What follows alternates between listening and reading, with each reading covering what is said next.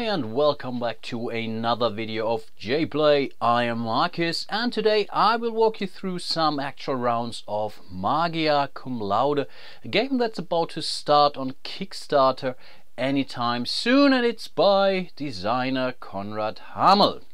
Magia Cum Laude is a game for 2 to 6 magicians, or players in this case, who try to complete their so-called mission cards, and those mission cards represents the colors of those apprentices that are in this, call it mage tower here.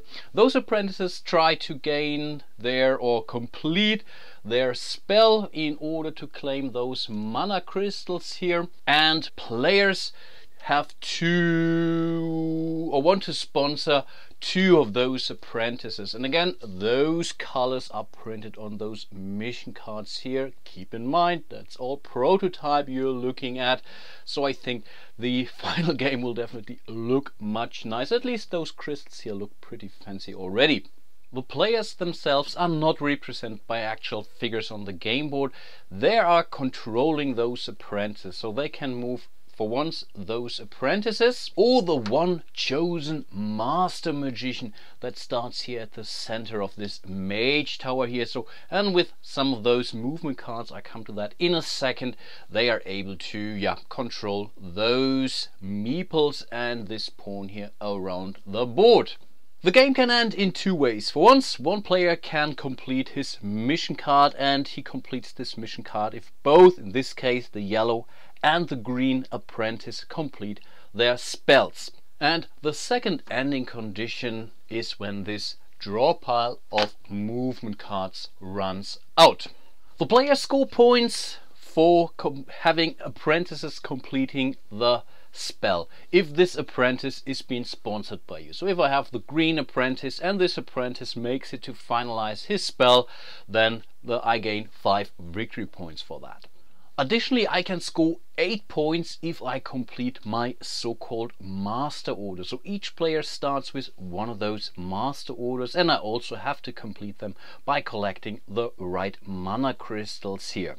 And last but not least, I can gain 2 additional victory points for ending the game. There are some penalties. For example, if I have crystals by the end of the game that do not fit to my so-called master order here, so for each crystal I have which doesn't fit to my card, I lose 1 victory point. And if I'm not able to complete the overall master order here for the second player, then I gain at least 1 victory point for crystal that matches this master order. I should mention that both the master order and the mission card are of course being kept hidden from the other players, because this is what the game is all about. Moving some of the apprentices without having the others really know what I'm up to. Sometimes there are 2 players who are, let's say, sponsoring the same apprentice, for example, but maybe the 3rd player not. Through the course of the game you will more or less assume or get the right assumption who or which apprentice is being sponsored by which player and so on, but from the start of the game you keep those cards face down. The same applies for the so-called movement cards here, but I come to that in a second. This is also something that you keep hidden from the other players. Basically the only thing that your fellow gamers know is how many and which crystals you currently possess, but again I will come to that in a second as well. The game is already set. These are the cards of the first player. So this is his master order, so he needs 2 white, 2 red and 1 blue crystal, and he wants to sponsor the blue and the black apprentice. So when both of his apprentices are completing their spell, this card would be worth 10 victory points by the end of the game. That's the player order of the second player. I play it now open so that you know what's going on. Again, normally those are face down. He needs 4 red of those mana crystals, that's quite a lot, and 1 white, and he wants to sponsor the blue and the green apprentice. So here we do see some kind of synergy with player 1 who's also wants to sponsor the blue apprentice. And last but not least, here we have the 3rd player. He needs 3 blue, 1 red and 1 white in order to complete his mission card, and he wants to sponsor the yellow and the green apprentice. And again, we see some synergy between player 3 and player 2 because they both want to help the green apprentice. I think we are good to go. As mentioned, I already set everything up, so each of those spaces gains one random crystal here. So there are white, blue and red crystals on the board. Once a crystal is gone, it's usually gone. There are some occasions throughout the game that makes, for example, one apprentice lose one of his crystals and they're going back on the board, but usually when they're gone, they're gone. Let's start with the first player, and one of his apprentices is the blue guy here. He starts on this portal here. Portal can be used to teleport to another portal. Right now that's not really necessary, I guess. And this is the spell that the blue apprentice has to complete. So 2 red and 4 blue crystals. As you can see, here is directly a red crystal, here is a blue crystal, so I think it could be worth it to start with a blue apprentice. Here, let's have a look at the black apprentice down there. He starts here on this teleportation spell. This is his spell card, so 2 white, 3 red, 1 blue. There is a white crystal, so it could be worth to move this fella as well.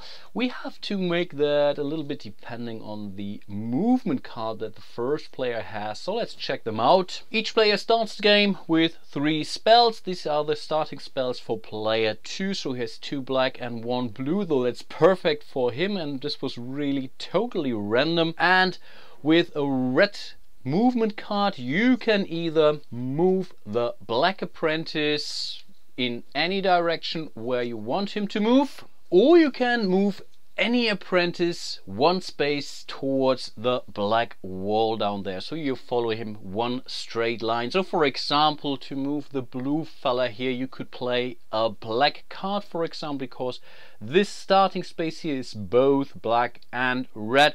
So with a black card you could move this blue fella 1 space ahead. You could also decide to play more than just 1 card, then you can move the apprentice accordingly, but I think right now that's not necessary, as I can easily move the blue apprentice. I think let's do that. The first thing that you would do in a turn is you would have to decide if you want to move an apprentice or if you want to move the master. Then you claim which apprentice you are going to move, and then you check out what color the space the apprentice has that we are moving. So let's say in this example, first player wants to move the blue fella. We check out his space. This is a white space, and apprentices that start on a white space provide you 2 cards which you are allowed to draw from the movement deck, and this is something that you do first. So it could be that you don't have a card in order to move that apprentice you've chosen, but you would be able to draw 2 cards now, and maybe this card draw would provide you the right card in order to move that apprentice. If you don't have the right card after drawing, then you just have to pass. But in this case, that's pretty easy. We can draw 2 cards. Here we have a purple card, and here we have a green card. And it's important to mention that your hand limit is 5 cards. So if you have more than 5 cards, you are allowed to discard another card in order to get down to your hand size. One piece of advice, or one side note, again, this is prototype component, and I think the movement cards will look like this in the final game. Even this is a prototype component, but it gives you an idea how those movement cards look like. So here is the prototype card. So this would of course be a yellow movement card. I don't have one at this point in time, so I cannot show it, but again, this would be a movement card from the final game. Looks definitely much nicer. As mentioned, we already have claimed which apprentice we are going to move. So after the card draw I cannot reconsider and say, oh no, I now with this stack of cards I want to move the purple apprentice instead. That's not allowed. So if I want to move something, then this has to be this blue apprentice now. And I think I have black cards in my hand. I have more black cards, or should I? Yeah, let's play a black card here, and with this I can move the blue apprentice one space closer to the black wall, which is on the far end of the tower. In this case I only want to move him one space, so we will go here, and wherever the apprentice ends his movement he would be allowed to collect that mana crystal here. Normally we would put it directly on his spell card. If that spell card would be full, or maybe the color is not present on his card, then the player could claim this crystal, and he needs to do that in order to complete his mission card. So you really have to see when you would move the apprentice, and sometimes it's really very tactical move to move an apprentice that is not really related to you, just to collect that stone. Because let's take an example with the purple apprentice here. The purple apprentice clearly doesn't need a red crystal, but I could move the purple apprentice to this space in order to get this red stone or red mana stone or crystal, because the purple apprentice is not able to use it for its spell. In this case everything was easy. We will discard the movement cards. The rest of the cards go back to the player, and this is already the turn of the first player. Let's head over to player 2, who is quite lucky with the move of the first player, because he also wants to sponsor the blue apprentice here. And so he says, I think let's keep player 1 do his stuff. He might provide me the 5 points. I will take care of my green apprentice here instead. So let's have a look where the green apprentice starts. That's down there. That's a black space. A black space allows to draw a card from another player, of course a random card face down. Well, this is really a very nasty move, but I think this is what he will do. So he will claim that he is going to move the blue apprentice, and he decides to take a card from the first player who just drew, or who has 4 cards. All the other players are still at the starting cards. So let's draw a card. This is a card that he stole from player 1. Nasty guy. Still he has to move the green player. Of course he could still pass, so he doesn't have to move him. He just needs, maybe I only want to use the space where this player starts on, but in this case we should definitely move him. So I could now play a green card, which I just drew by the way, in order to move the green meeple into any direction, or I could play a purple or a red card in order to move the green player towards this wall. Keep in mind those portals here, they have both colors of the wall they're adjacent to.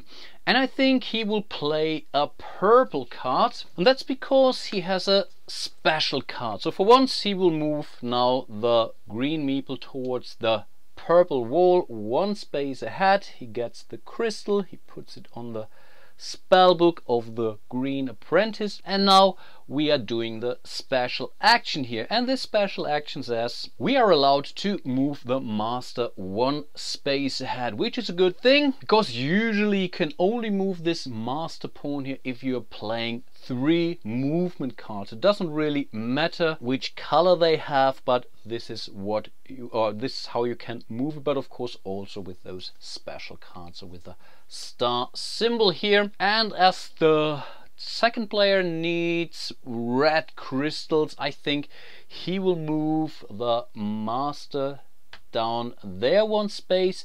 Now the player who moved this master is allowed to gain this crystal immediately, and he would normally just keep it in front of him. Keep in mind this card is face down for the other players. For the sake of this walkthrough here, I will just put it on the card here. Of course, again, the other players do not know that he really needs this stone. They will assume it, of course, because why should he move the master down there? And now he's really 1/5 to complete his master order. And keep in mind, once you complete this master order, so for example, I could reveal this card at any point in time, and if I have the right crystals in front of me, then this master is completed. Whatever master order we will, it's then revealed, the other players see it, and then I can no longer steal any crystals from this master. Normally that's possible. You can actually steal not only cards but also crystals from a master, but you also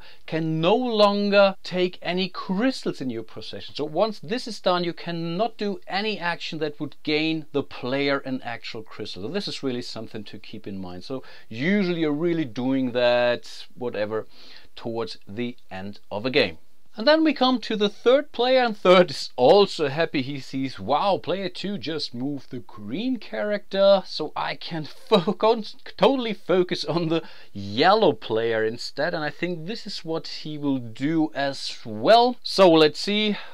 Yellow starts on a white space, and this means player 3 can draw 2 cards from the draw pile, and he has 2 of those master or move master special actions. That's pretty nice actually. But first of all, I think let's move the yellow meeple or the yellow apprentice. Again, we could play a yellow card in order to move this into any direction, or I could play a blue or a purple card in order to move this guy towards the wall here. I should also mention that you can, that you can play more than just one card. So for example, I could use, for example, a blue card in order to move this guy 1 space up towards this wall here, and then I could, for example, also decide to play a red card and move him down there as well. So this would be possible, but keep in mind you only gain the crystal from the space where you end your movement. In this case it's not really necessary, so I think I will play only the blue card. So let's move the yellow fella down up there. We collect the stone that the yellow player needs, and let's go back to the first player, and again he wants to move the blue apprentice. The blue apprentice now starts on a black space, and this means he can draw a card from another player, and I think he will do that from player 3 because he has 4 of them, and that's the card he just drew. I think that's not entirely bad, because with the black cards he's also able to move the blue dude down or towards this black and red wall. Keep in mind those are 2 colored spaces here. I think he will not play his blue card. He definitely wants a blue crystal, so I think he will just play the black card he just stole from player 3 in order to move the blue guy down there, and of course we will put the crystal on the spell card accordingly, and again this ends the turn of the first player. Player 2 wants to continue to move the green apprentice, I guess. Green starts here on a white space, and again this means he gets 2 cards. He got 1 card with a star symbol. That's definitely not a bad thing. Should we take that? This would give him another crystal because this would allow him to move the master. Yeah, let's do that. Let's play the green card in order to move the apprentice. Again, I have already chosen him, so I cannot reconsider. So I think I will move him, really doesn't matter, on this space here. So this gives the apprentice a blue stone. So blue is now fully loaded. So when I move the green character now on another blue stone, then the player would be allowed to take it, or has to take it. So this could also mean that I take a stone which I don't need, for example, and this could then penalize me by the end of the game with 1 or -1 victory point. Right now that's not really a problem, but something to keep in mind. Still, I have to resolve the special action. This is something that I have to do, so as soon as I can do it, I have to do it. And as player 2 still needs a lot of red crystals, I think I will move the master to this space here. I'm allowed to take this stone, and again I put it into my reserve. Again, I would not do it here, but just to show you how far we are. So we already have 2 stones we needed. We still need a white and 2 red stones, and then I could decide to complete my master order here. But the situation here can be tricky because player 2 wants to sponsor this green apprentice.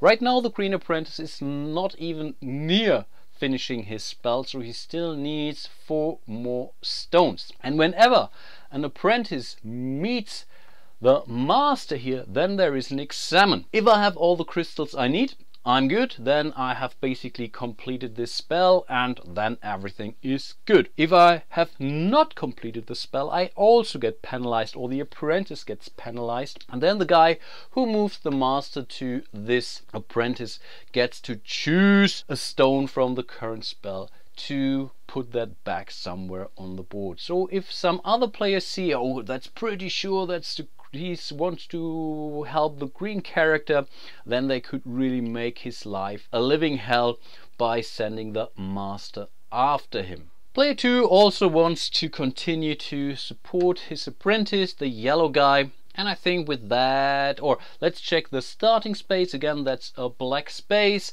Currently player 2 has the most cards. That's the card that he stole. You already see it, he still has 2 cards with a star, and I guess he will certainly play one. I think he will go, no, he will go with a, no, he wants to have the star. He will use the star card here in order to move the yellow apprentice. He could now move him into any direction because the colors do match, but I think I want to stay away from the master from now, so I will move here. So yellow will claim this blue crystal, which he needs, that's for sure, and then we would be able to move the master. He could now move the master closer to the green apprentice in order to put some pressure on him, but as he also wants the green apprentice to succeed in his spell, he could now decide to move the master away. So he would move him upwards, he could move him away, but of course he also wants to claim 1 crystal here, so he takes it, and as he needs blue crystals, that's definitely not a bad move for him as well. Back to player 1, he still wants to move the blue apprentice. Unfortunately, there's only 1 black here, and he's not able, oh yeah, he can get a blue stone as well. But first of all, he will definitely announce that he's going to move the blue meeple here. We check his starting space, that's a gray starting space, and gray says that you get the top 2 cards of the discard pile, and that's so awesome because both of the top cards of the discard pile show a star symbol, so that's really perfect for him. Now he will immediately play one of his 2 cards he just drew in order to move the blue dude towards the green wall here. You see green, so we go here, so blue is now allowed to claim the red crystal, which he needs in order to complete his spell. His movement card still shows a little star, so he has to move the master, and he will move the master towards the green apprentice because he's pretty sure that player 2, I guess, definitely wants to sponsor the green character or the green apprentice, so he really wants to move the master closer to him. But first of all, he's allowed, or he has to take the white crystal, which he needs for his mission order or master order anyway.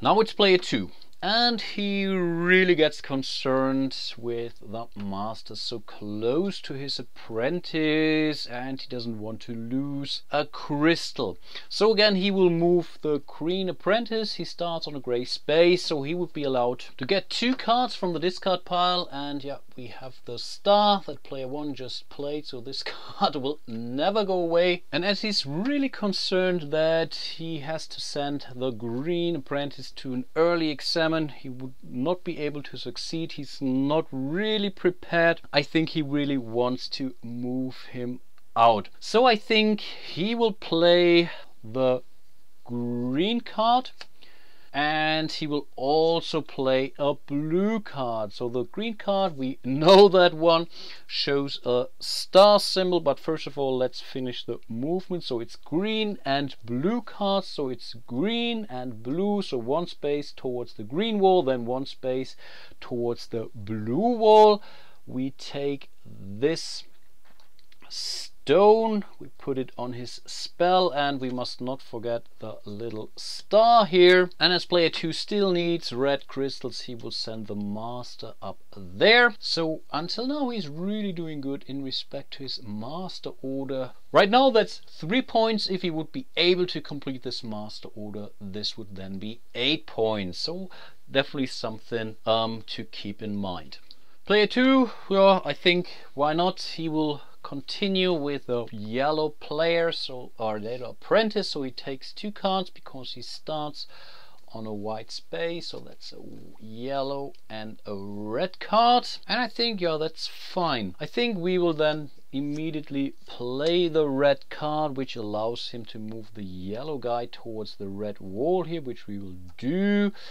Then he's allowed to gain that crystal, which is certainly a good thing for the yellow apprentice, because he's now halfway through to complete his spell as well.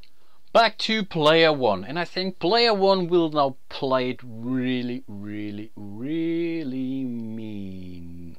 He will announce the blue apprentice, and the guy with the green apprentice, or both player 2 and player 3, so no, what he's up to. And first of all, he will collect 2 cards, of course, so that's a green card and that's a red card. Unfortunately, he already has 4 cards, so he's not allowed to take 2 of them, and I think in this case he will discard the green card and will keep the red card, and then he will play a yellow card in order to move the blue apprentice to the space of the green apprentice. And whenever an apprentice meets another apprentice, he's allowed to steal a stone from the other apprentice. Of course, he has to be able to take that stone. Luckily for player 1 that's the case, so he steals a blue crystal, which he can put on his spellbook instead. Keep in mind, he played a card with a star, so he still has to move the master, and I think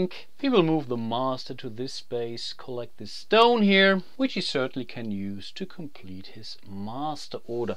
One thing I missed, I think I should not have done that. I think I should have moved the blue apprentice 1 space further. That's allowed, so you don't have to end your movement on another apprentice's space in order to steal a stone. And if you meet several apprentices along your path, you can steal a stone from each of them. Well, that's really something to keep in mind. And I could still move the blue guy 1 space towards the black wall, towards the black wall here, because then he would be able to collect the white crystal, which the player 1 could take. Of course, I should have done that before I moved the master, but yeah, I forgot it. So I will still play this card, and this would let the blue guy move down there, so I can claim the white crystal as well in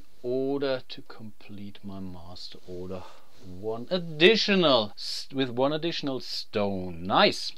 Okay, player 2 was not really happy about this move. Of course, he wishes that the blue player succeeds as well. Of course, player 1 doesn't know that, so I think he's not for retaliation. I think he will rather go for another stone, because he really doesn't care. He needs both of them, so if the other player helps him to complete either of those spells, he's really fine, actually. So first of all, he would be allowed to take, so he's announcing the green apprentice, so he's allowed to take 2 cards from the discard pile, the top 2 cards, and we see the star symbol again, which is a good thing. So, and I think he will immediately play that card to move the green guy one space down there. He takes the blue crystal back, puts it on his spell, and now he has to move the master. And I think he will move the master to this space to collect the white crystal.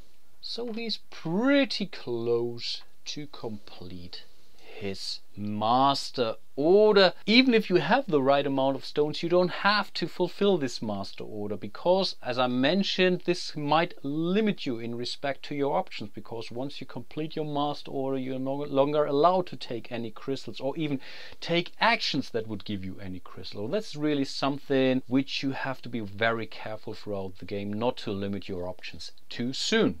Then it's player 3 again. He's also for green, so for him it really doesn't matter right now. He says let them do. I think one of the players, and he's pretty sure that player 2 will take care of green, so he will focus on yellow again. Yellow would be allowed to take 2 cards from the discard pile. He also is right now at 4 cards, so he will only take the card with a star and will discard the green card, and then he will just play the card. He just drew the one with a star here in order to move the yellow dude one space ahead, and I think he wants to go for the blue crystal here. Put the blue crystal on his spell card right now. 4 of 6 cards. He still has to move the master, and as he needs blue crystals, he will move the master up there, collecting the crystal, and puts it in front of his player area.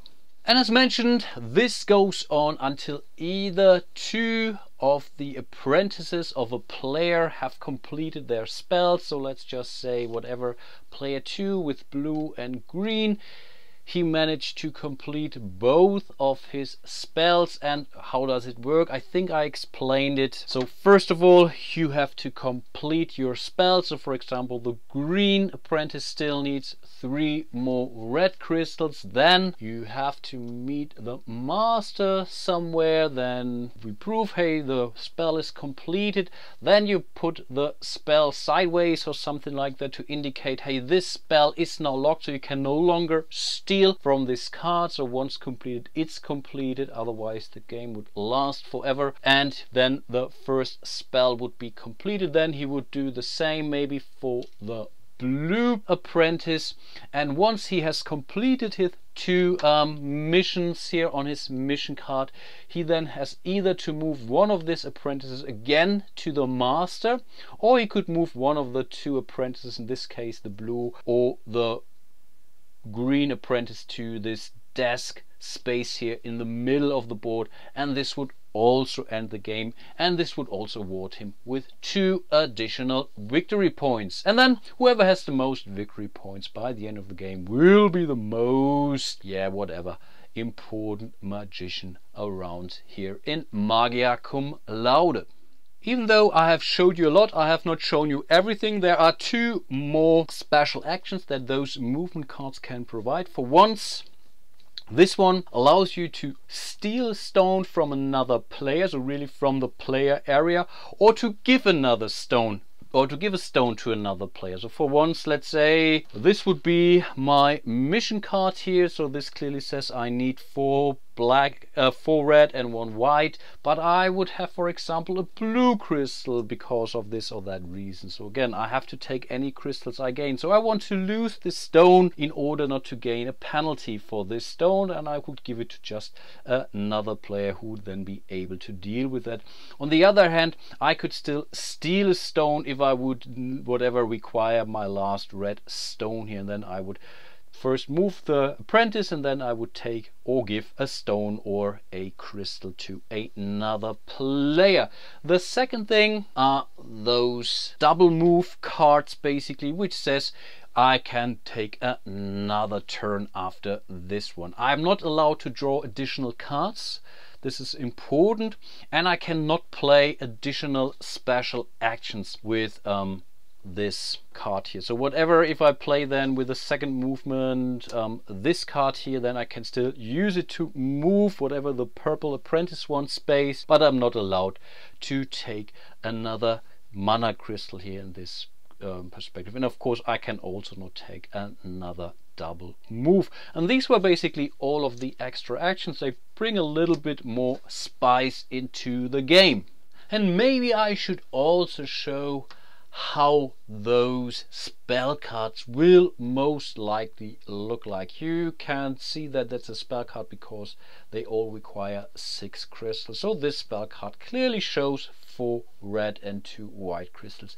Certainly much nicer than those prototype components. At least there's also this little scroll thingy here. And from the cubes, I'm pretty sure originally they were cubes. And I think this is also backed by the little symbol of those special actions here as well. But I'm really happy he decided to go with those mana crystals, and I'm pretty sure they are the same that ship with Mage Knight.